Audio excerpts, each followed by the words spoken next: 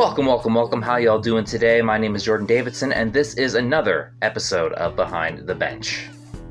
This past weekend, the Steelheads played their first 3-in-3 weekend of the regular season, traveling to London on Friday to take on the Knights, and then a couple of home games on Saturday and Sunday, Saturday against the Oshawa Generals, and Sunday against the Sarnia Sting. I attended all three games. The Steelheads played some amazing hockey this weekend. Let's get to it.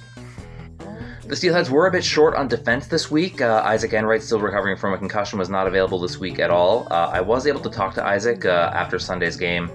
He said he worked on the ice after the game and he felt all right. So maybe he's available this week, but for the games we're about to talk about, Isaac Enright was not available. Also not available for the Steelheads was Dylan Gordon. I'm not sure of Dylan's reason, because he was not in the building at all. I mean, if it's a personal reason, chances are I wouldn't say it on here anyway, but I do hope everything goes okay with Dylan and that we see him soon. So due to the shortage on defense, the Steelheads called up Liam Spencer for the week. He made his OHL debut on Friday in London, which happens to be his hometown. Pretty exciting for the young guy. So let's see how the games went. Anyway, I took a few shots before the game. Here we are.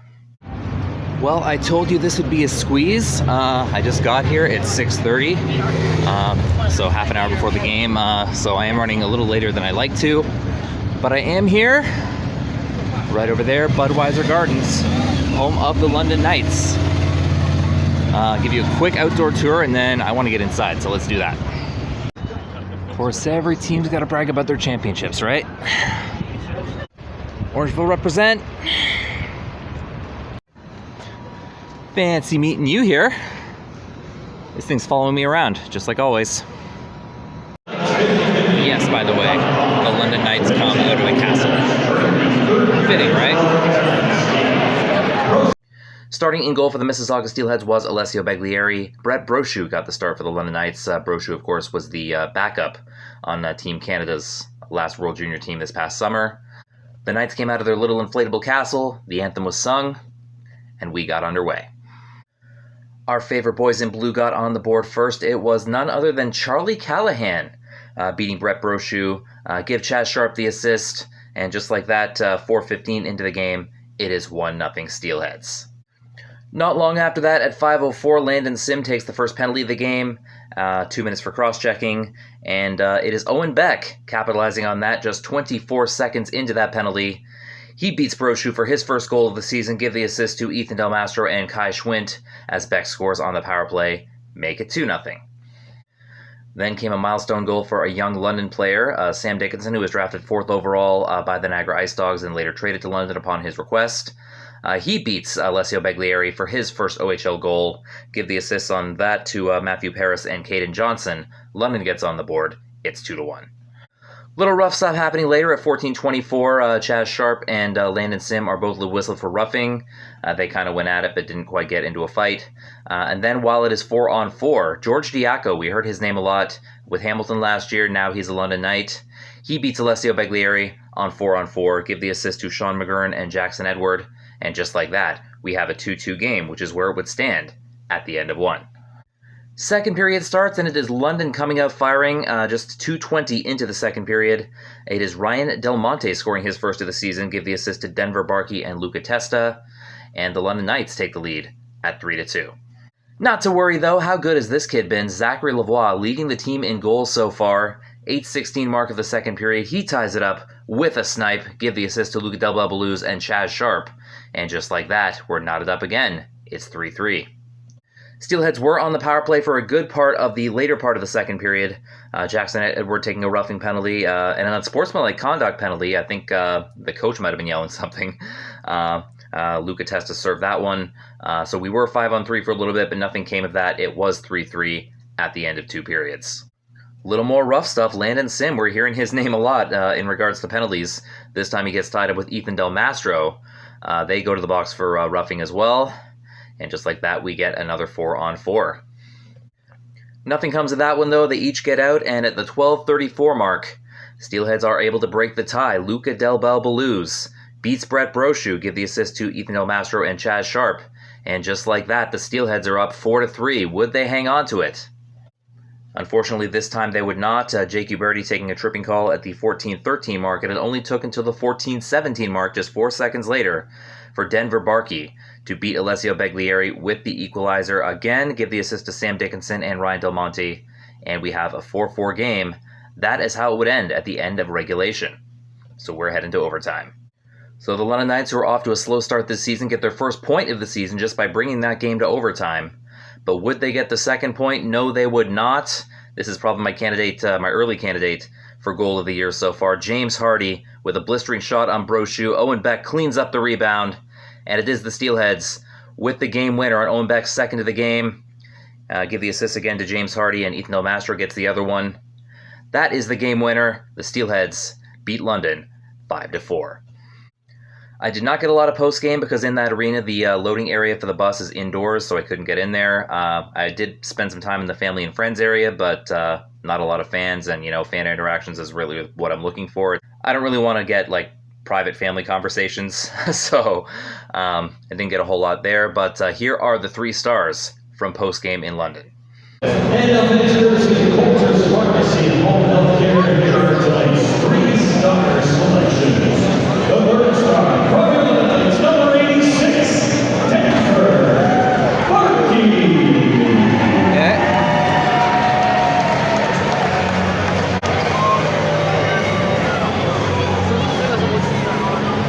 The second star, Royal Knights, number 3, Sam Dickinson.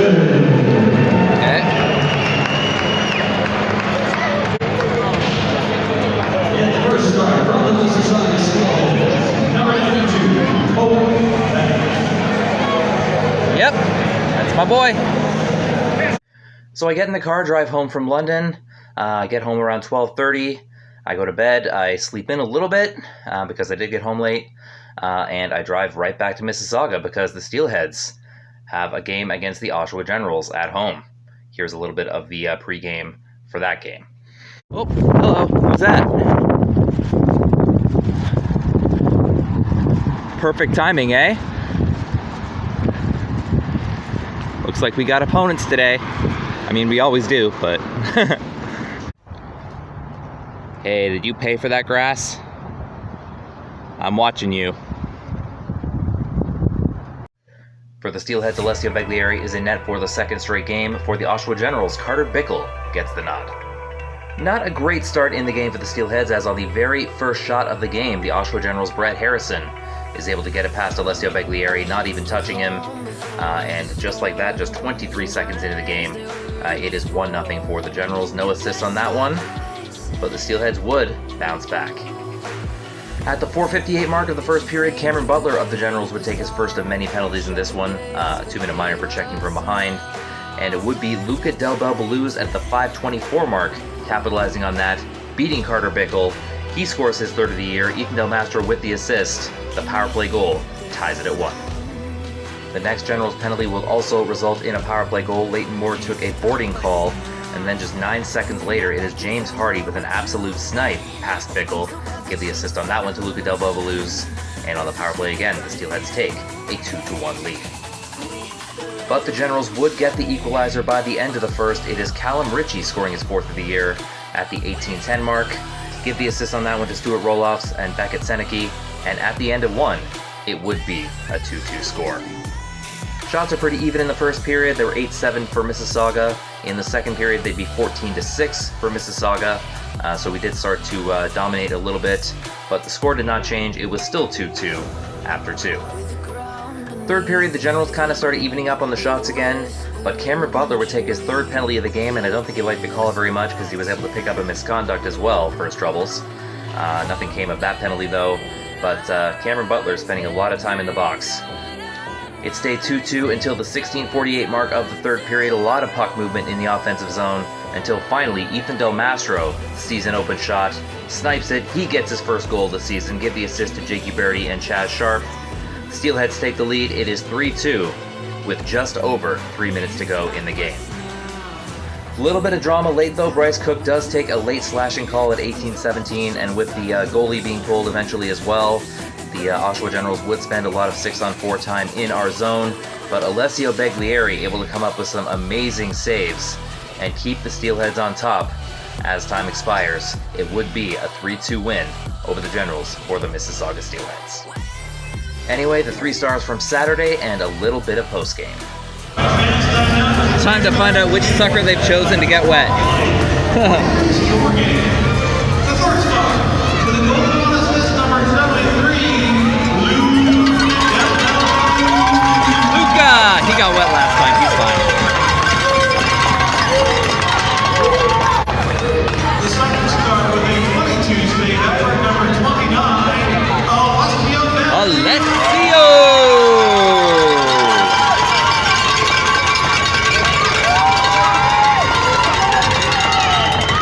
Alleghan's first ever had a goal, the game winner, and an assist. Your captain number 77. That's a good choice. They can't wait. They want him to get wet now. Close game in the third period. Would it just be under when you still, excuse me, sorry, close battle to end the third. Would it just be under goal with 3 minutes left to play? Yeah, it was a close game. Like we were fighting at the end, and then I saw Scooby down low, and he just gave me out the slot, and I just tried to hit it, and luckily it went in. So And this is your 4th straight victory. What have you been liking about your team's performance so far? yeah, I think just sticking to our plan and bringing it everything. Woo! And cold showers help.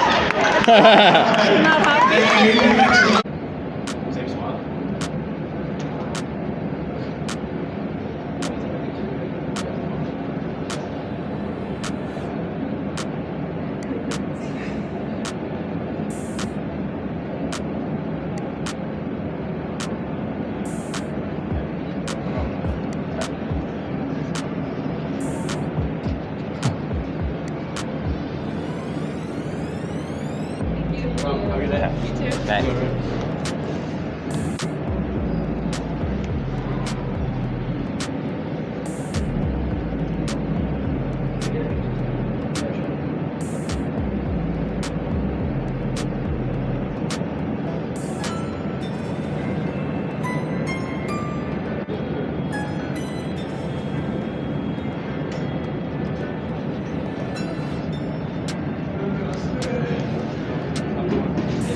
That guy.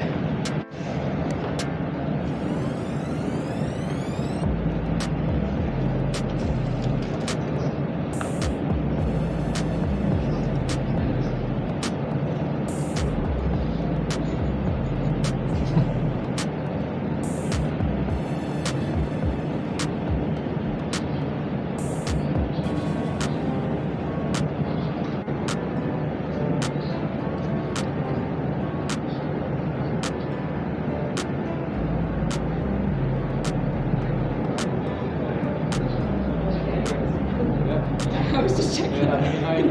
Magic. GG, take care. Yep.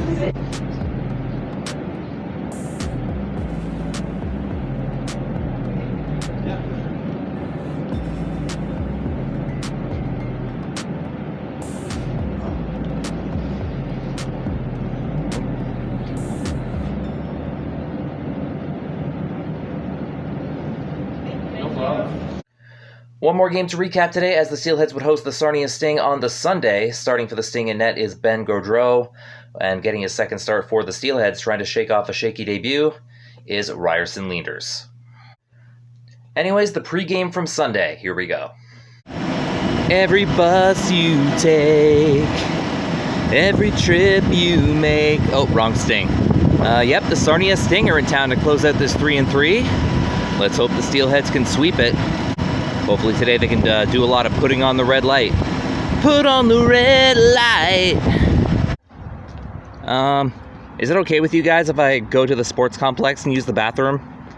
Like, I can see you guys have been doing it out here, but I'm not a goose. So I'd just like to get by you, please. Thanks.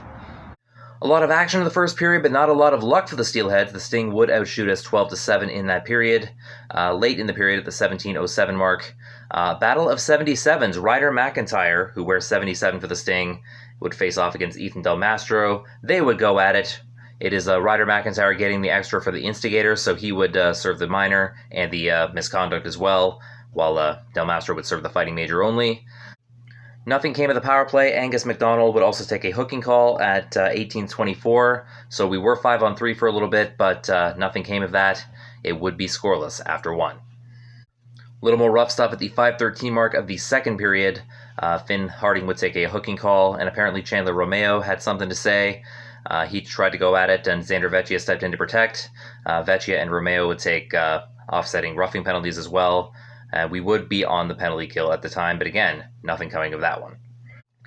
It wouldn't take too long for Chandler Romeo to get involved again, not too long after he was out at the 8:28 mark of the second period.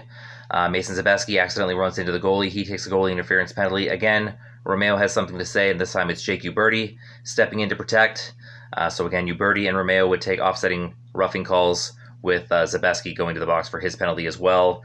Not long after that, Ryan Mass would take a tripping call at 9:18. So UBERTI and Romeo's penalties were offset, so they didn't lose a player on those, but it was 4-on-4 for a bit. And it would be on that 4-on-4 that the first goal of the game would finally happen. The Sting's Max Nemesnikov would score his second of the season, beating Ryerson Leanders, give the assist to Zach Filak, and the Sting are finally on the board 1-0 at the 9:55 mark of the second period, almost halfway through the game. Little bad penalty luck for the Steelheads in the second period. I think JR was a little frustrated with that. Kai SCHWINT taking one, and then Ethan Del Mastro taking a boarding call in the corner. He also got a 10-minute misconduct for that. I don't know if he said something or whatever. But it was near the end of the minor, which was being served by Lucas Carmiris. The Zach Lavoie was able to get a steal and a clean break on net. He scores shorthanded with 10 seconds left in the penalty, and the score is knotted at 1. 1-1 is how it would be at the end of the second period. There was some more penalty stuff going on. Owen Beck and Angus MacDonald taking some offsetting roughing penalties at the 18:33 mark. Chandler Romeo also took a late cross-checking call at the 19:50 mark, just 10 seconds before the period ended. So a lot of that stuff going on. The penalties would cool down a bit in the third, and the scoring would pick up. The aforementioned Owen Beck penalty would run into the third, but it wasn't too long after he got out, just at the 1:32 mark of the third period, with Romeo still in the box. Owen Beck is able to break the tie with his third goal of the season, give the assist to Chaz Sharpe and Luke MISA, and the Steelheads take their first lead of the game. It is now 2-1. Unfortunately, that Steelheads lead would not last forever. Chaz Sharpe took a holding penalty at the 7:14 mark of the third period, and it was just as that penalty was about to expire at 9:13, so literally 1 second left, that Nolan Burke beat Ryerson Leanders with the tying goal, give the assist to Leafs draft pick Ty Voigt and Ryan Mass with the other one, and you can make the score 2-2. But at the 12:36 mark, who else but James Hardie getting a steal and then an absolute snipe past Ben Gaudreau to get the unassisted goal to make it 3-2. Again, the Sting would pull their goalie late, and we would see a lot of action in our end near the end, but the Steelheads would hang on. Ryerson Leanders coming up clutch, the defense also keeping it away from him, and it would be a 3-2 final for the Steelheads as they sweep the 3-3. So a big congratulations to Ryerson Leanders for picking up his first OHL victory in net. Here are the 3 stars and what I got post-game. That's it!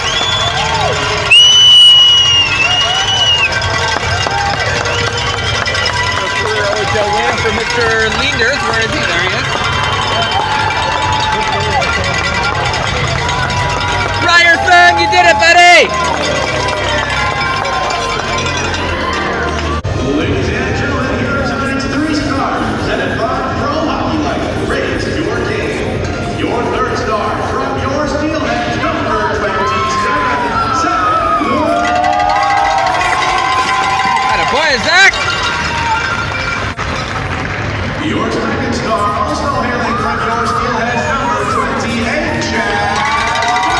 Sharpe! And finally, your 1st star, picking up his first career goal, Ryerson!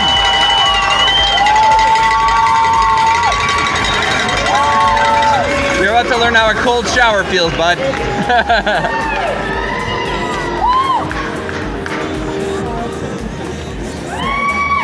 Quite the battle tonight, but you guys were able to push through 35 saves tonight. This is your first OHL career win. How do you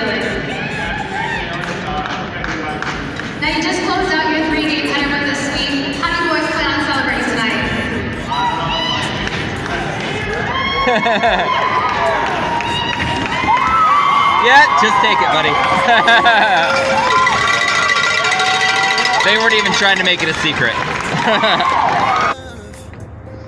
G'day. Hey Jordan, how you doing, pal? Great week, sir. Thank you. Yeah.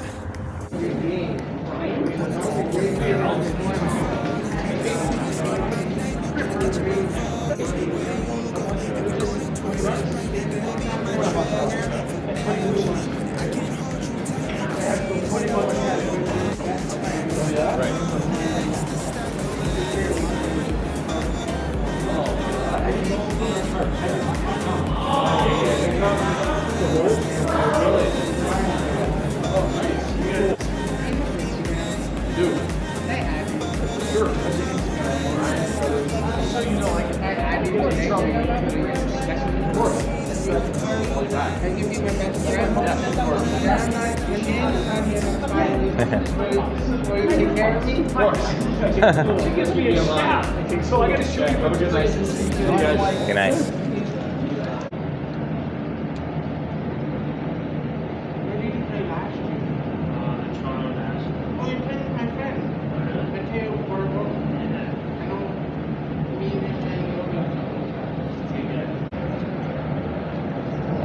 Congrats, buddy. Yeah, thank you. Ben. Hey, still remembering me. Oh, wrong shoes. Oh. Well, you know, I was wondering if that ever happened. Now we know. Yeah, literally they look like the same shoes. Yeah. It's like everyone wears dress shoes. That's bound to happen sometime. Yeah. So a very successful week for the Steelheads. They finished the week with 12 points, tied for Ottawa for the most points in the OHL. The biggest shame about this, though, is that not a lot of Steelheads fans actually witnessed it. The Paramount Fine Food Center holds 5,500 spectators. The official attendance for the Steelheads this week, 1,947. And I will be clear, that is not the attendance for one game. That is the combined attendance for both home games this week. I mean, this team has always had a problem selling tickets, but this seems to be an all-time low. I mean, I hate speaking ill about the team that I've fallen in love with over the past 5-6 years now, but they just don't know how to advertise. Like anywhere you go in Mississauga or Brampton, like a post office or a grocery store or a gym or whatever, or a restaurant, you should be getting punched in the face with Steelheads ads. But you're not. Instead, all they seem to do is post on their own social media, which Steelheads fans follow already, so it's, you know, letting their existing fans know, but it's not attracting new fans.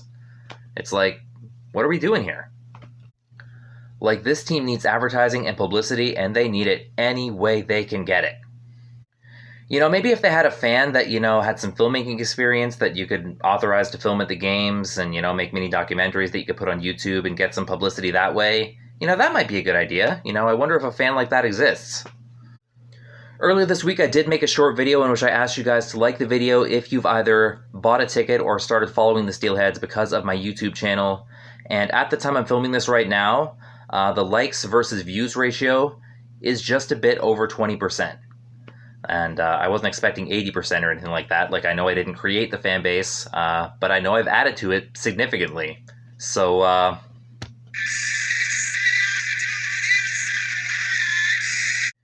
you know, I said I wouldn't promote the team as long as, you know, they weren't endorsing my YouTube content, so maybe this speech is the one bone I'm throwing them. But whether you endorse me or not, I would like to keep having a team in Mississauga, so please, figure it out, guys.